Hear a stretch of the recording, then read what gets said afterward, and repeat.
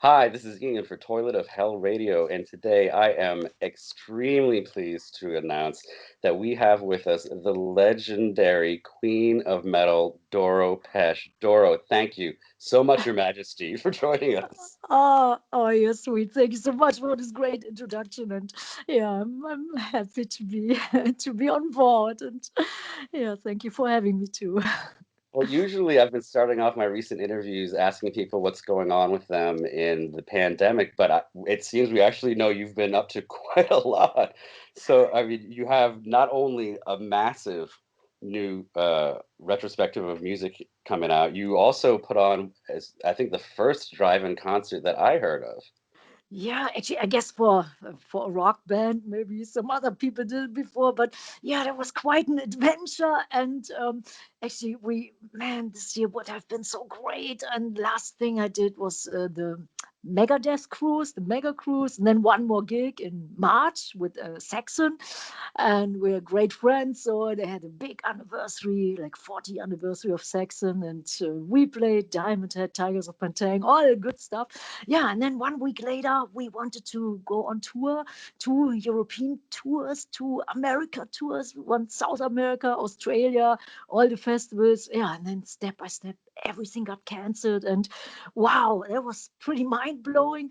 Yeah, and then one guy, he said, "Hey, how about you guys do a drive-in show, Autokino show?" And I thought, yeah, it's definitely better than doing nothing. So we did it, and actually it was so great. It was totally different. It reminded me on our All We Are video. I don't know if you've ever seen it. Did you ever Oh, see the yes, oh, of yeah, course. yeah, we filmed it in LA, in the LA River Basin. That's where Terminator 2 was filmed. And it reminded me, and I stepped on stage and it looked exactly like that. Cars, and you couldn't actually hear the people. Sometimes some people, they pulled down their windows, or some people, they even stepped outside, but it was totally different. And yeah, and then when we played All We Are, I thought, yeah, I want to go down in the crowd with like a lot of distance. And then we were singing along, and yeah, everybody was rocking out. It was great. And somebody filmed it. It was just a 2-minute video, and we put it on our socials, on Facebook and Instagram. And then in between, I think 2 days, there were like 600,000 viewers. And I thought, wow, we never had that ever with nothing. And yeah, and then we got all these phone calls from other people who had like a drive in. And sometimes there were promoters, sometimes there weren't promoters. And we thought, yes, let's do it. It's a great adventure. It's totally different. And I must say, it's not the same like a normal concert or a normal festival, but it was great to connect with the fans, and it gave our band and crew something to do. We had a great time. And then the Wacken people, a big festival here, the great festival, they were asking if we want to participate in Wacken worldwide, because their festival got cancelled and they wanted to do something like with like, yeah, over the internet. And we thought, yeah. And then we played another drive-in show, and it was actually great. But it's yeah, you have to get used to it. After the first show, I thought, God, I need to go jogging like twice a day instead of twice a week, because it was so demanding on the body, like to really get it going, and and to have everybody be on fire.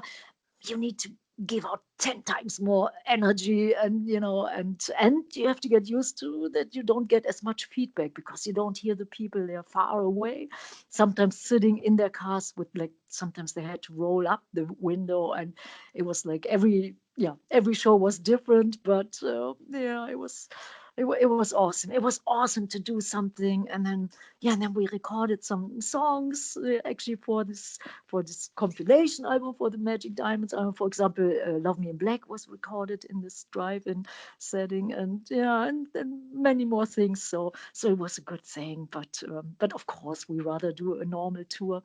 But you have to be flexible in this day and age. Well, I never really considered that, even with a full crowd, you have to use your presence to fill in that distance that they're trying to maintain between themselves. There's just so much more that's put on you. Yes, and then we have all these oh, we are and raise your fist and all for metal.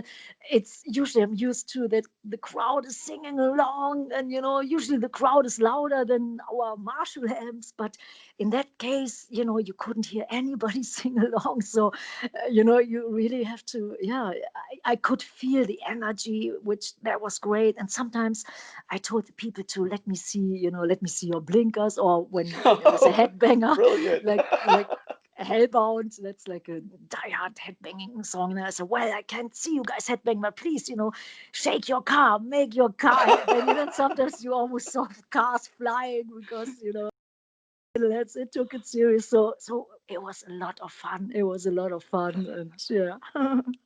I'm immediately after this interview going to go to YouTube and see if I can find headbanging car videos.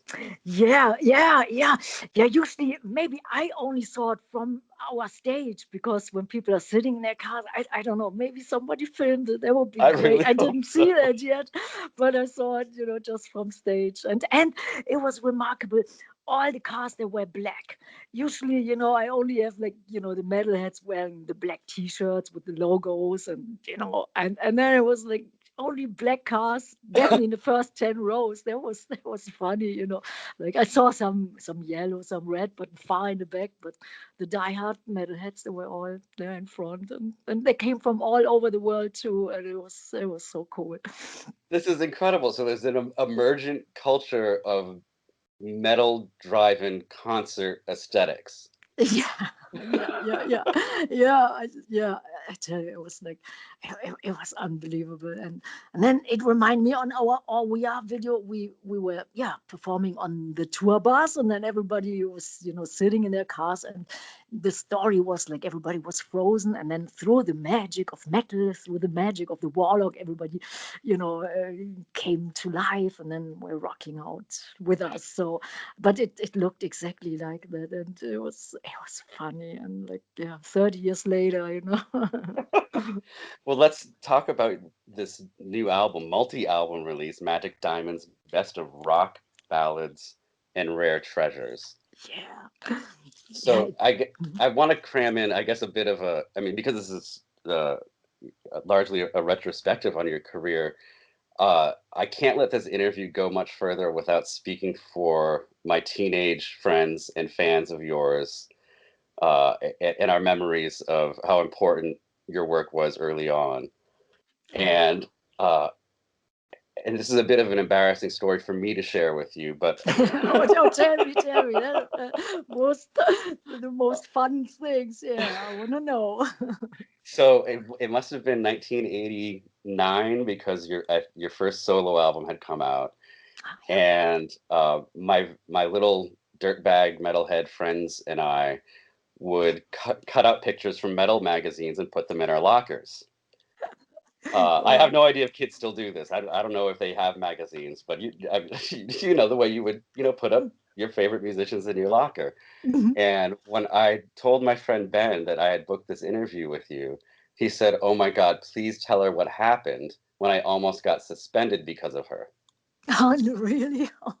So I guess what had happened was my buddy Ben had one of your promo photos up in his locker, and it was next to Lita Ford, it Hmm. was next to King Diamond, it was next to Slayer, and one of the teachers saw it and reported him to the principal, who said that if he didn't take down that one picture, not Lita, not King Diamond, not Slayer, if he didn't take down that Doro Pesch picture, he was going to get kicked out of school.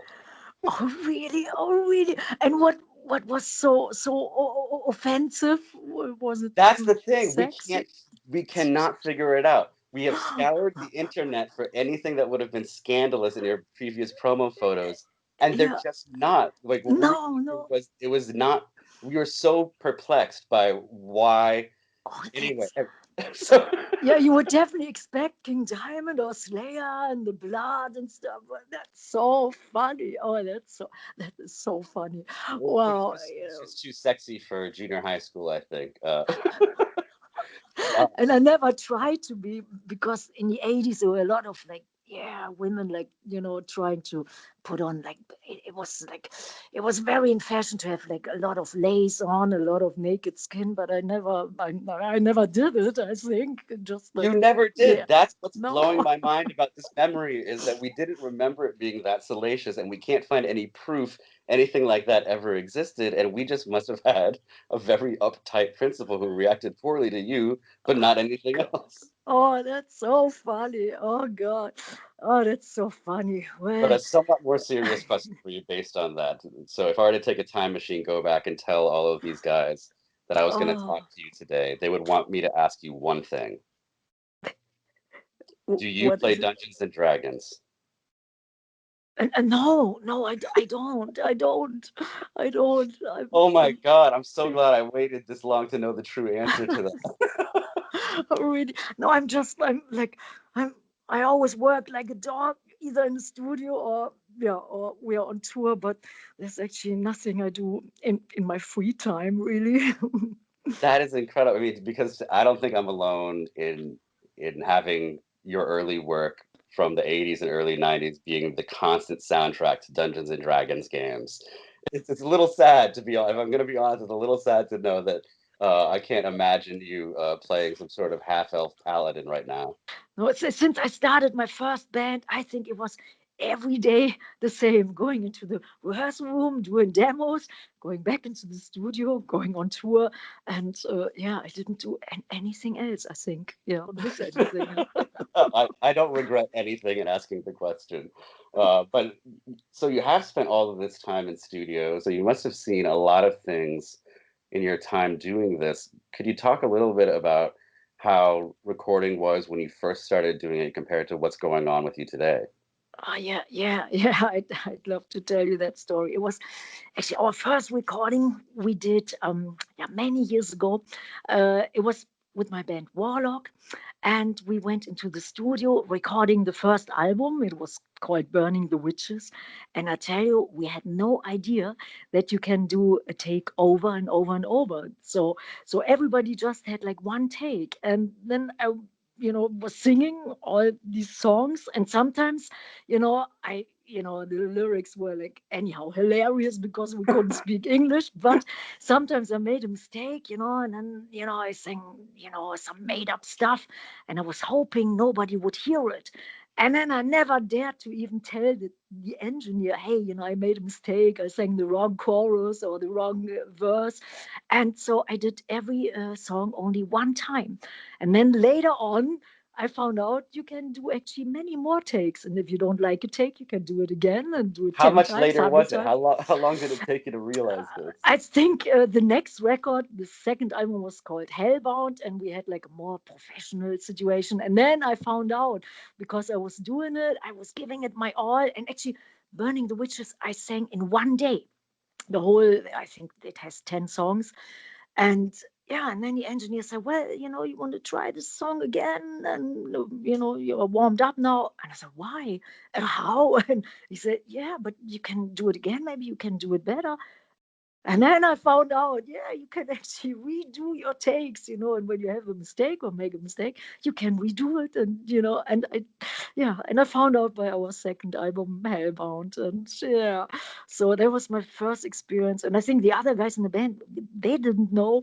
So everybody did the best they could, but it was sometimes all over. And yeah, and then another funny thing was it was a very democratic band, and we were choosing the best, not the best songs.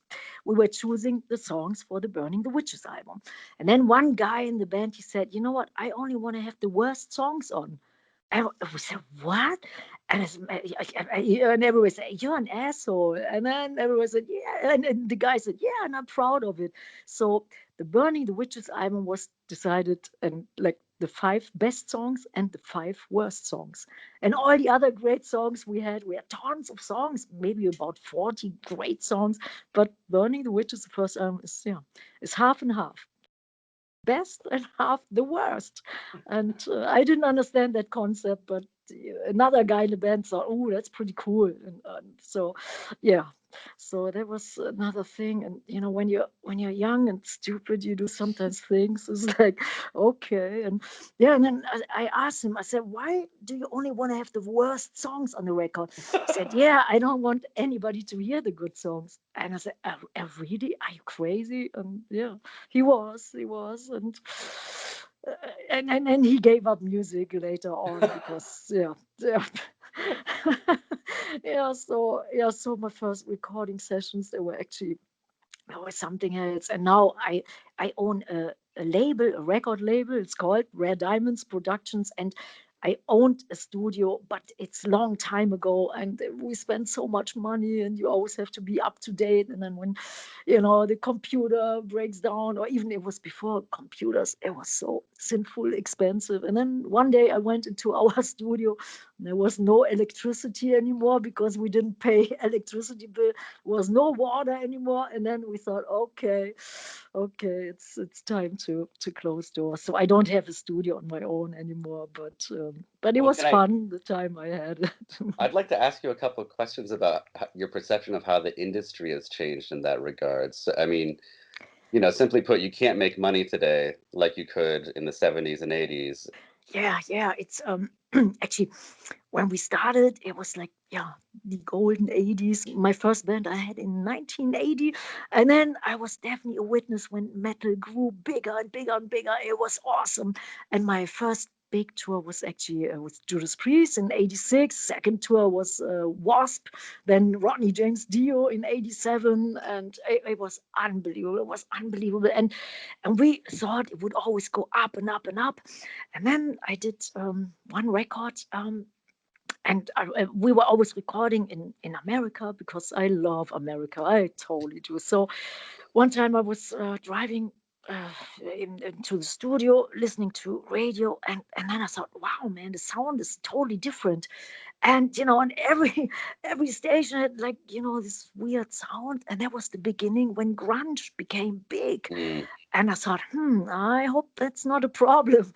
And then we finished our record, and I delivered it to the record company in America. And I said, well, I think the songs are great. And I have a couple of, songs I think could be the single and the video.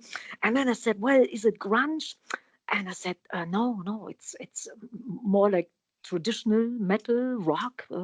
And I said, yeah, it needs to be grunge. I said, man, no, it's not grunge. I don't feel it. Other people can do that great, but I'm from the 80s. I'm born and raised with a new wave of British heavy metal. So, and I said, well, then we can't release it. And I thought, are you kidding? You have to listen to the songs. It's great. Sometimes Wow. it was very experimental. It was awesome. Sometimes it was a little industrial style, but really cool, great songs. Yeah. And then so 10 years went by, and I did, I think, 6 records, and it didn't come out in the States because it wasn't grunge. And I thought, oh man, it was heartbreaking. We could still tour and do everything in other territories or in Europe. But I tell you, that was bad. And yeah, and then in 2000, I still have the same fan club guy, and I showed him some demos, and he said, oh man, I love it, I love it. And I said, all the fans here are sick and tired to buy all these sinfully expensive imports. We would like you to have here a record deal again. And he said, well, can I do something? Can I talk to people or send it was like CDs or even cassettes? And I said, well, just do whatever you feel. He said, do I need permission from the manager? I said, no, you just need permission, like what's in your heart. So 2 weeks later, he had like 3 record deals on the table. And I thought, wow. And then there was one in my neighborhood. I was living in New York City at the time. And the first record company I went to, it was Koch Record at the time. And they had a great A&R guy, Dave Squilanti was his name. And he said, I love the stuff. I love the songs. It's the first record which came out in the States again in 2000. It was called Calling the Wild. I had my first duets on this record with Lemmy Kilmister, which I missed so much, and it was awesome. Yeah, and then we went to Ronnie James Dio's release party. He just had like a release party for his record Magica, and Dave, the A&R guy, said, "You want to go?" And I said, "Yes, yes." We toured together. We're great friends. I definitely want to go. Yeah, and then we went to the Dio release party, and then Ronnie came up and he said, "Oh, Doro, we should do something together again."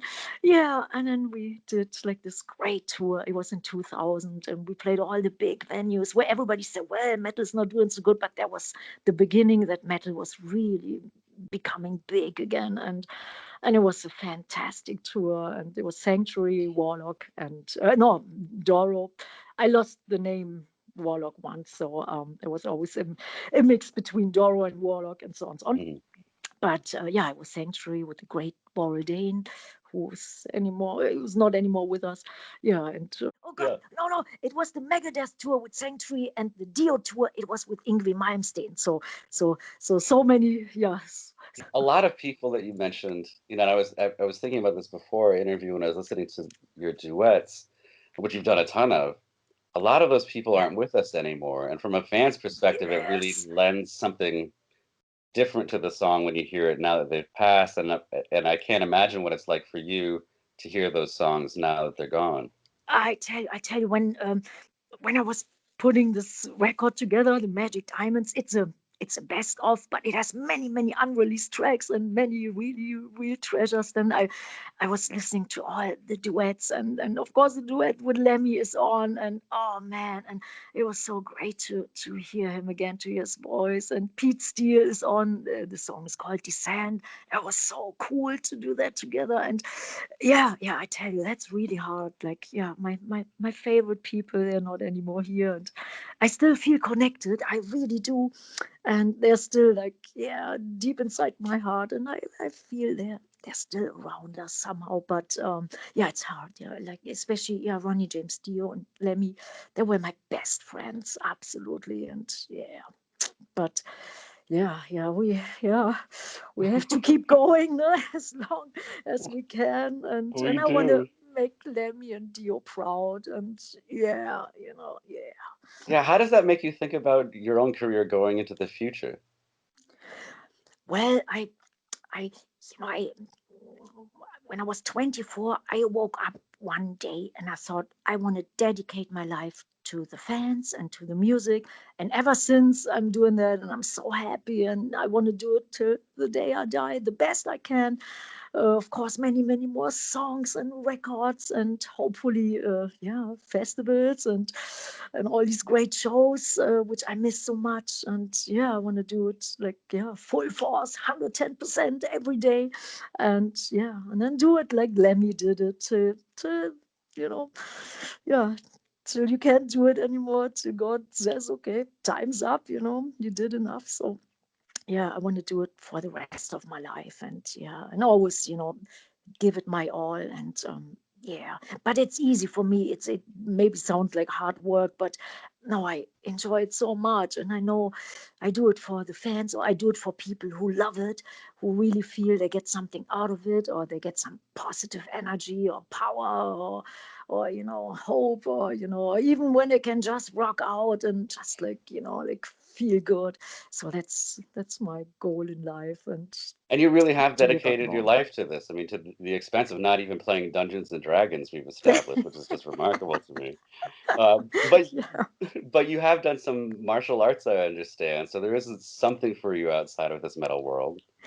Yeah, actually, yes. I like martial arts. I'm not doing it anymore at the moment because the corona thing, everything is like closed down, and some people went out of business. So I'm not doing it anymore in a group.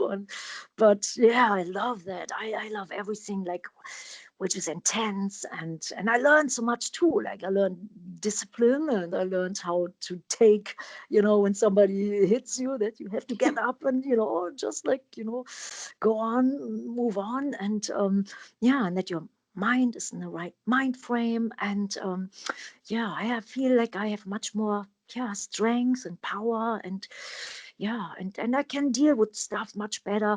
Before yeah, then maybe I was dwelling on some things, and now I know why I'm doing it, and yeah, it's good. It's good for the body and for the mind. I love it, and yeah, I always like to play rough and tough. Yeah, it's cool. No, It's cool, not but me. No, I've it's lived most it's of my very life nice trying too. not to get hit.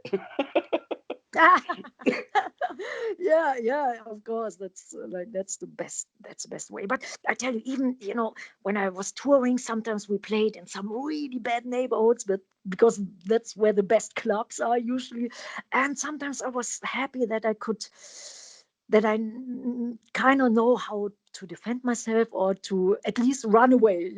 My teacher always said the best fight is to fight you don't fight. So try to find a way, to, yeah, to run away. And because if somebody has a weapon, a gun or a knife, that's pretty hard, even with my little kung fu skills. I don't know, I don't want to take a chance, but it feels better. Like, I think yeah, makes you feel a little bit more self-confident, and but of course I wouldn't want to take a chance. Yeah.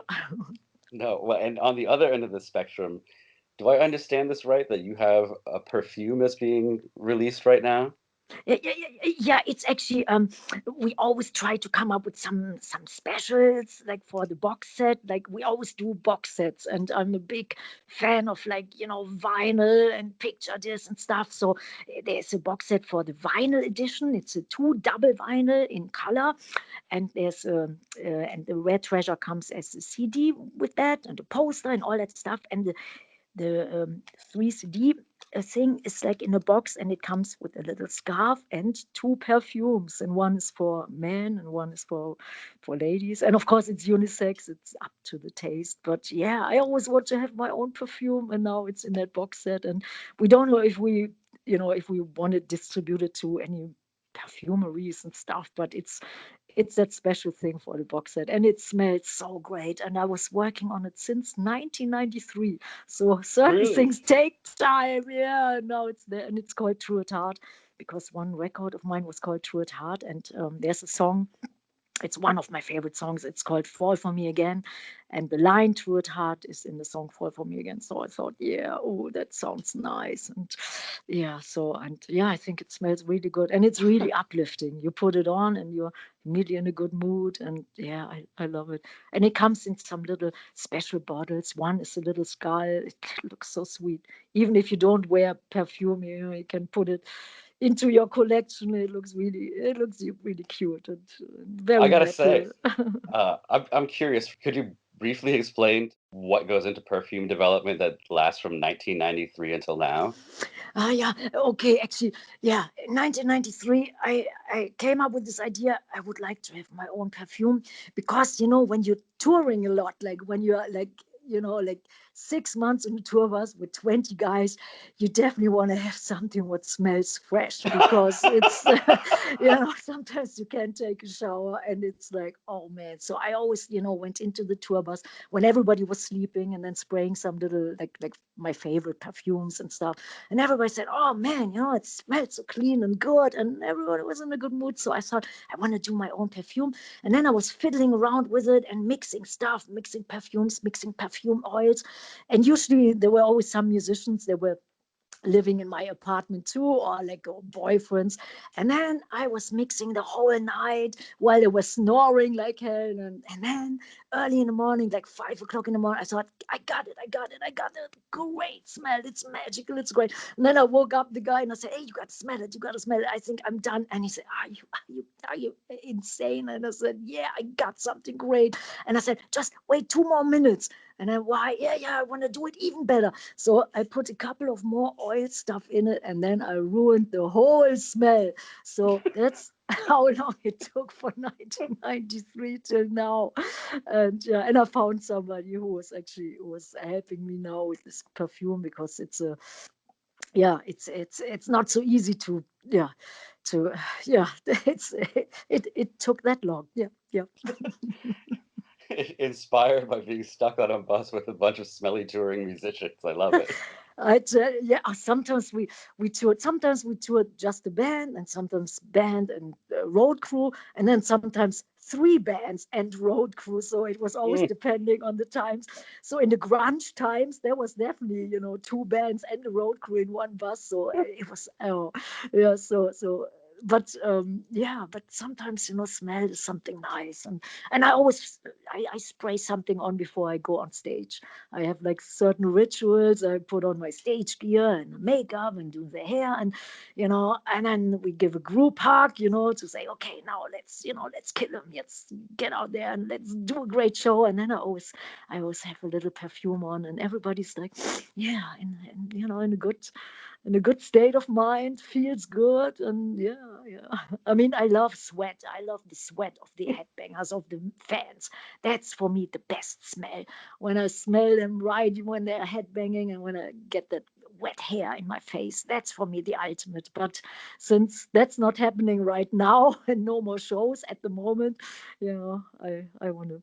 Yeah, I want to use that perfume, and the fans can, yeah, Well, maybe can. they can be spraying it on their black cars when they headbang at drive-in shows. Yeah, exactly. Oh, I tell you, sometimes it was so hot in Europe. I guess it was never that hot, and it was hotter than Florida and California. And then people were stuck in their cars and they weren't allowed to roll down their windows. So I'm sure that perfume is very helpful if the next season it would be like that. But yeah. Well, Your Majesty, thank you so much for talking with Willie of Hell. It has been an honor. Is there anything else you'd like to add before we go? Yeah. First of all, I want to thank you for having me, and I want to tell all the guys and girls and metalheads and headbangers, I love you guys. Thank you so much for all your support in all these years. And yeah, I'm dying to see you guys again. I'm dying to go on tour, and I wish everybody the best. Stay heavy, stay healthy, stay metal, and yeah, and you're always deep inside my heart. Für immer. That means forever. Awesome. Thank you very much. Thank you. Yeah, it was fun talking to you, and yeah, hope to see you one time at a show somewhere. Where are you located? In which area? I'm in Rhode Island in the United States. Ah, yeah, Rhode Island. Yeah, we played there many times. That was Really? actually, yeah. That was awesome. Yes, I remember that very well. Oh, we're Yeah. often overlooked because Boston's on one side, New York's on the other, so often acts Right. don't come through here. Yeah, I must honestly say it was more in the late 80s. Yeah, we played Rhode Island it was super important. And I guess radio wise, I always did some promotion tours and stuff. And yeah. Last time I played, oh God, I played Boston twice with Dio. That was, But yeah, Rhode Island, we haven't played in a longer time. That's right. But Yeah, I've our whole played scene there. now is just funny. It's all like the major venues are all this weird pay to play thing that you've probably seen going on, so it's Yeah. difficult. I tell yeah, you need a lot of money to keep it going. I tell you, yeah, that's Ooh. yeah, man. But I have no family, so I always put everything I earn, I put whatever the music. Yeah, no, that's so weird. I am Yeah, with you. I've yeah, chosen to remain child free, and I know that you have too, and I really respect that yeah, choice. So I yeah, feel yeah. where you're coming from. Yeah, I never had like I love kids, but yeah, I think God, I'm 24 hours doing stuff with whatever recording music, being on stage. I couldn't even handle it. I think, and Yeah, but yeah, but yeah. yeah, There's yeah. enough people in the world already. We can interact with all of them, and it's enriching too. Yeah, exactly. And I rather concentrate on giving birth to another whatever CD. A new CD is coming next year, so we're working on new songs as well. Oh, you Just to are. to Are you fill the doing that yeah. remotely? Like, are you just sending song ideas over online and stuff? Yeah, actually, last year I was recording something with Lida Ford, and it was exactly 1 year ago. And I prepared myself, and I went into the studio to get some ideas going. So last year I already had some really, really nice song ideas, and yeah, so we have already 6 songs ready, and now we need Wow. about whatever 10 more songs. But yeah, there's already something really nice. And but yeah, we can't go in one studio. Everybody's all Wow. over the world, in Italy, America, the Netherlands, and I think next week there might be here a total lockdown. So that's the end of like some more gigs we wanted to play, but I guess yeah, Wow. it's crazy. It was pretty good. Numbers here were pretty good, and now last 2 3 weeks, oh man, You're crazy, back up. crazy. And yeah, yeah. And I have an apartment in Florida, and I can't go back to Florida, even though I No. would love to. No. And then before I was in New York, actually, I have a little place in New York too. But it's like, yeah, it's yeah, not possible. So yeah, but then I'm working on some new ideas, and that's good. And yeah, we're And sending what could sometimes be some more exciting files. than a collab with you and Lita Ford? That's just blowing my Yeah, mind. yeah, it's actually already recorded, and she will put it on her new album. And yeah, yeah, I'm so excited about it. And yeah, but Well, because of the virus, it will the take next time you talk probably to longer. Lita, you can tell her that she was not dangerous enough to be removed from my friend's eighth grade locker. Oh, oh, I think about it. Oh, I can't say anything bad. It's like it's not in me, even when it's a joke. But I love that story. That's good. It makes me feel that I'm not boring. That's good. So Oh I love no. that. I have a great rest of the day and stay healthy. And yeah, I hope we see each other, soon, hopefully on a show in Rhode Island or wherever. It was fun. I enjoyed it big time, especially the first story. Yeah, it was super. Ah, yeah.